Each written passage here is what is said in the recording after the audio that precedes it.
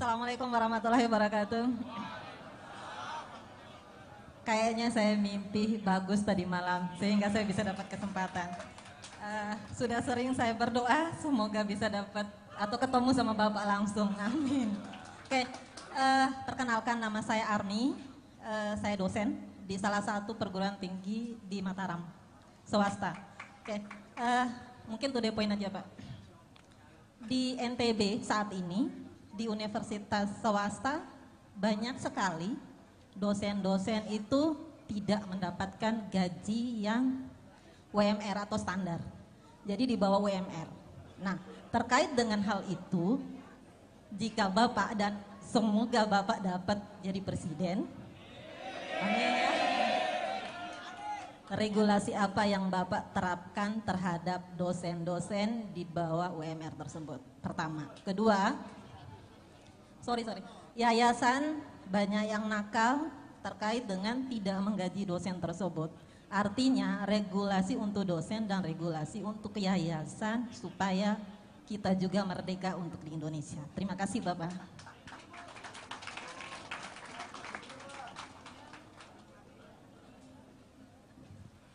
Bu Armi, terima kasih. Ibu dosen, mengajar apa Bu? Akuntansi. Mengajar akuntansi. Alhamdulillah. Gini Bu, jadi di dalam hubungan industrial, hubungan antara pemberi kerja dengan yang bekerja itu ada aturannya. Dan aturan itu dibuat minimal untuk 3 kebutuhan. 1, dia memberikan rasa keadilan. Yang kedua, dia jelas membagi manfaat, memberikan manfaat. Yang ketiga, dia memberikan kepastian. Nah, aturan itu harus ditegakkan. Jadi, insya Allah nanti ini bagian dari komitmen yang kami akan lakukan karena keluhan ini ada di banyak tempat. Bukan hanya di NTB, di banyak tempat. Dan bukan hanya kampus. Banyak pemberi kerja tidak menjalankan kewajibannya dengan baik, dengan memberikan 1, upahnya di bawah UMR. Yang kedua, pembayaran upahnya tidak dilakukan dengan tertib. Yang begitu insya Allah jadi prioritas untuk ditertibkan. Ya, oke, makasih.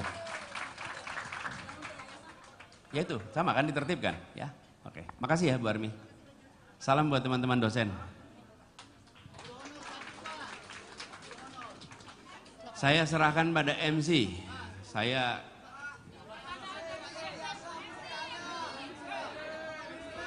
Satu lagi kali ya Pak, terakhir Pak. Oke. Petani. Oke, boleh silakan. Ya.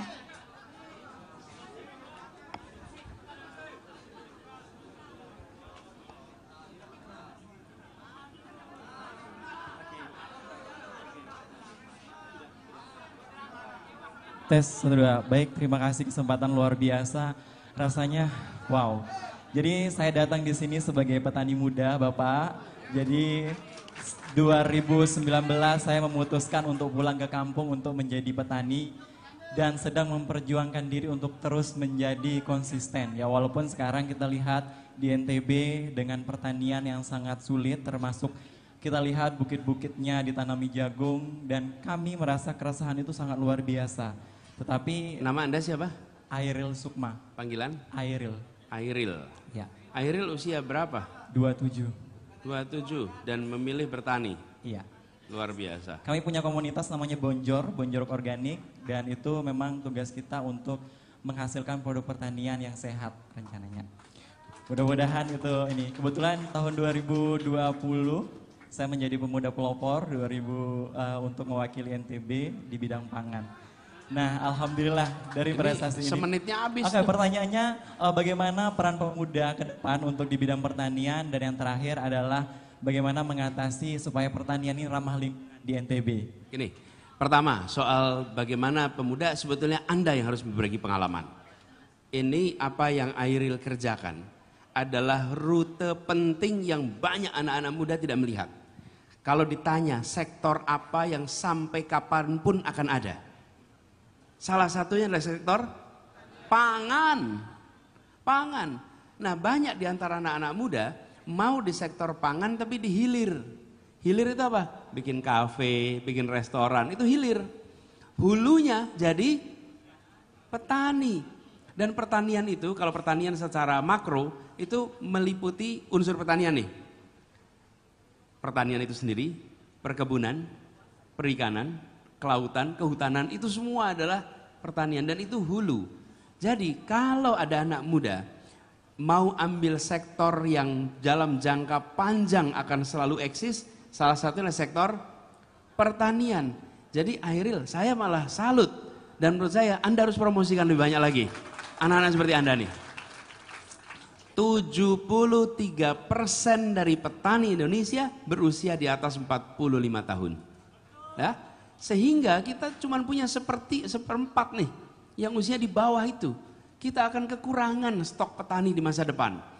Kemudian pertanyaannya, apa tugas pemerintah? Supaya anak muda mau ke pertanian. Sektor pertanian harus menjadi sektor yang membawa kesejahteraan bagi petaninya. Kalau menjadi petani tidak sejahtera, mana ada yang mau jadi petani? Betul tidak? Dan itu salah satu masalah utamanya. Petani tidak sejahtera sehingga anak muda tidak mau jadi petani. Anda masuk di sektor yang unik. Karena Anda masuk ini kemudian membawa gagasan pertanian yang berkelanjutan. Betul tidak? Nah, pertanian berkelanjutan ini udah punya segmen pasarnya. Karena itu segmen pasar ini bagus. Anda karena menawarkan berkelanjutan. Pasti menggunakan pupuk yang serba organik, semuanya serba ramah lingkungan. Nah, itu pasarnya besar tuh, bagus di situ. Tapi kami melihat seluruhnya bagi pertanian tradisional harus diubah. Karena itu kenapa kita merencanakan reformasi, namanya bukan sekedar pertanian. Kita mau melakukannya revolusi agromaritim untuk Indonesia. Supaya kita ubah kebijakan itu agar lebih banyak lagi anak muda yang mau menjadi petani. Anak muda tidak mungkin mau masuk dunia usaha yang tidak memberikan keuntungan, nggak mungkin. Jadi inilah salah satu yang itu PR-nya di pemerintah. Tapi yang saya berharap dari Airil, saya berharap Airil berbagi cerita betapa membahagiakannya menjadi petani itu.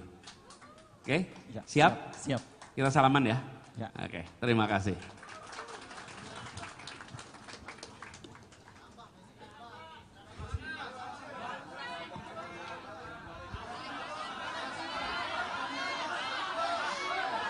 Teman-teman boleh tenang dulu, boleh tenang dulu. Kita ngejar waktu ya karena Pak Anies sudah harus kembali lagi nih. Kasih satu lagi nggak apa-apa? Satu lagi boleh, oke. Perempuan atau laki-laki Pak? Terserah. Boleh yang pakai kemeja hijau, iya.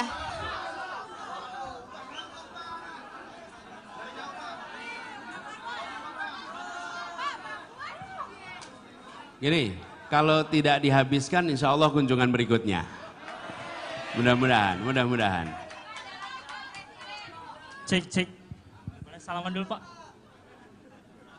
Oke, Assalamualaikum warahmatullahi wabarakatuh. Nama saya Ramdan Zulfa. Ramdan Zulfa Pak. Saya bukan paman sih. Saya mahasiswa semester 5 di Fakultas Hukum Universitas Mataram. Baik Pak, ini merupakan kesempatan ketiga bertemu dengan Pak Anies. Sebelumnya saya ketemu di Lombok Tengah, di Pondok Pesantren Kamarul Huda Bagu. Saya warga sana. Kemudian saya juga ketemu di Jakarta. Saya merupakan perwakilan NTB di acara Bawa Ide. Oke Pak, yang jadi pertanyaan saya Pak, saya coba melihat, kebetulan saya juga pelaku wisata di NTB. Saya membuka data dari Jadesta, Jaringan Desa Wisata. Di sana tercantum 4.790 desa wisata di Indonesia. Kemudian di NTB sendiri terdapat 324 desa wisata.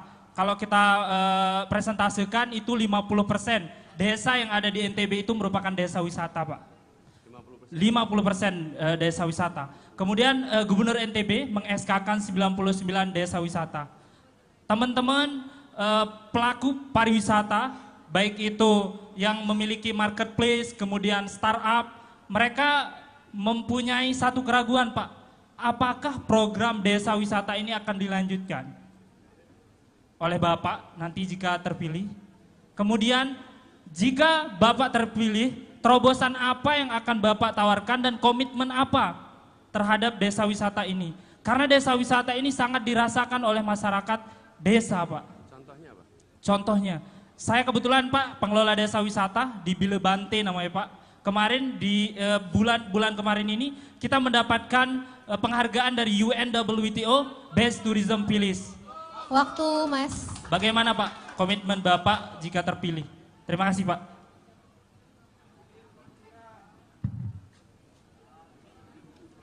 Ya, Bung Ramdan Zulfa. Ya. Makasih. Jadi pertama soal desa wisata.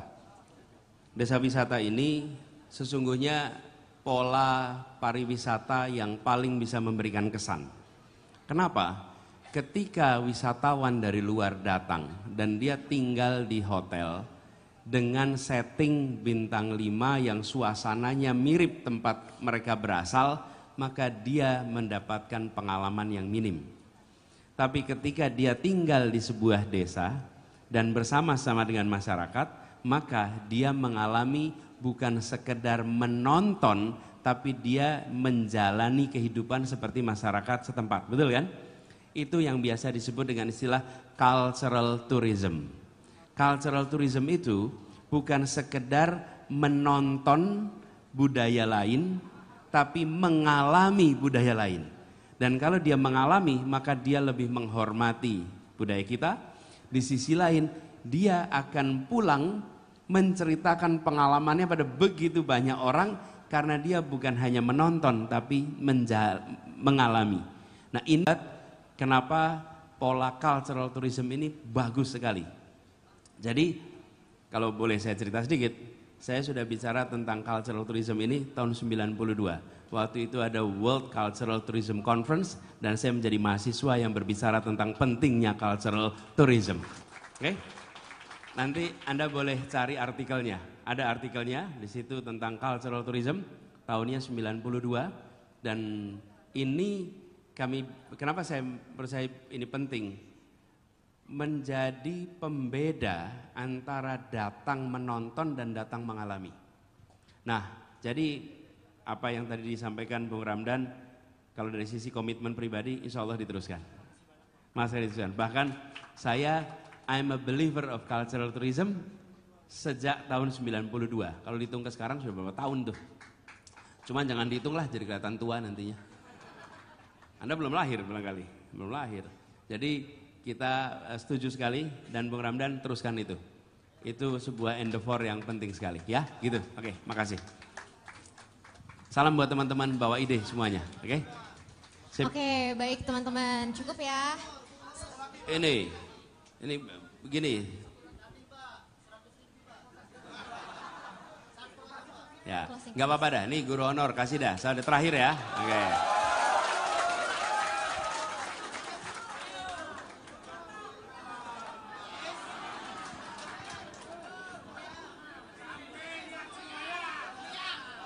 C1. Sebelum saya mulai, dahulu hidup guru honor, hidup mahasiswa, hidup masyarakat, hidup rakyat Indonesia. Terima kasih. Assalamualaikum warahmatullahi wabarakatuh. Langsung saja, Bapak Anies Rashid Baswedan. Nama saya Mus Mulyadi, asal Lombok Tengah paling selatan, Pak Anies, Semoyang. Ya ada di sini, Semoyang. Kebetulan saya adalah salah satu guru honor Pak Anies. Saya mengabdi di madrasah itu mulai dari 2009 Pak Anies. Sudah beranjak 14 tahun, belum jadi guru paling gede P3K. Seperti itu, Pak. Ya, yang jadi langsung saja yang jadi pertanyaan saya di sini Pak Anies atau himbauan mungkin ini sifatnya mudah-mudahan Bapak Anies diijabahkan oleh Allah Subhanahu wa taala sebagai presiden dan Caimin sebagai wakil presiden 2024-2029. Kami prihatin yang guru honor ini Pak Anies. Guru honor ini mohon maaf gajinya 1 kali 3 bulan digaji itu 600.000 Pak. 600.000 Pak. 200.000 1 bulan, kurang malah. Ya. Keinginan kami mewakili teman-teman guru honor yang ada di Nusa Tenggara Barat terutama Pak Anies, supaya kami itu disetarakan sama teman-teman guru yang mengajarnya di sekolah negeri Pak Anies. Yang sekolah negeri ini mohon maaf, dia itu bisa P3K Pak Anies. Kami yang honornya di swasta, yang mengajarnya di sekolah swasta atau di madrasah, tidak bisa di P3K-kan Pak Anies. Tidak bisa di P3K-kan. Memang itu sudah aturan dari atas. Itu Pak Anies, tidak bisa itu. Ya, dari pusat. Tidak bisa, tidak tahu aturannya seperti itu Pak Anies. Aturnya seperti itu. Terkecuali sekolah yang swasta, yang madrasah, yang negeri baru bisa. Yang negeri saja bisa Pak Anies. Kami yang swasta tidak bisa Pak Anies. Ya, mohon supaya Bapak Anies ya didengarkan kami yang guru honor ini Pak Anies. Supaya paling tidak satu saja keinginan kami teman-teman. Supaya nanti kami yang honornya di sekolah swasta bisa untuk melamar P3K. P3K Pak Anies. Mohon maaf Bapak Zulkifli Mansah karena beliau sudah ini. Kami juga sudah saya ngomong sama beliau dulu bertanya tapi tidak dibawa-bawa. Ini Bapak gitu Pak Anies. Karena begini, mohon maaf. Karena di sini sama-sama kami itu mencerdaskan anak bangsa. Ya. Sama-sama kami itu sudah sudah kuliah Pertanyaannya? S1. Ya. Itu aja tadi itu permintaan supaya kami itu disetarakan. Namanya siapa? Mus Mulyadi. Mus Mulyadi. SPD. Ya, karena kami guru. Ya. Itu saja. Ya. Bisa ditangkap nih ini Pak Anies. Ya. Sebelum saya tutup dulu Pak Anies. Ya. Berikan saya kesempatan untuk menyampaikan bukan pantun. Ya. Ini yang sering diucapkan oleh Bapak Anies ya. Wakanda no more. Indonesia forever. Indonesia Forever. Terima kasih. Wassalamualaikum warahmatullahi wabarakatuh. Makasih. Boleh duduk dah sekaligus kita duduk. Oke, baik. Cukup ya Pak Anies?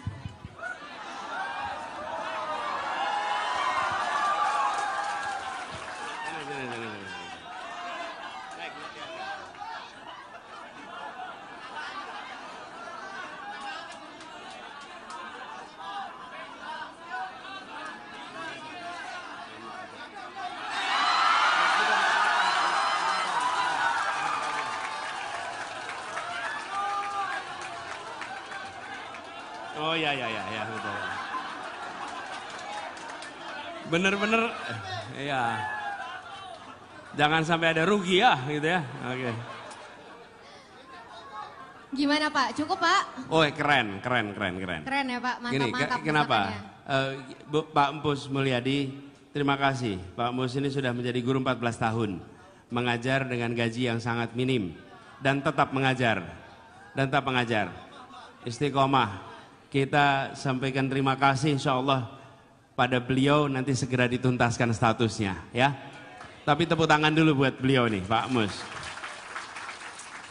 Gini teman-teman, kita miris ini melihat anggaran tidak ada untuk guru honor.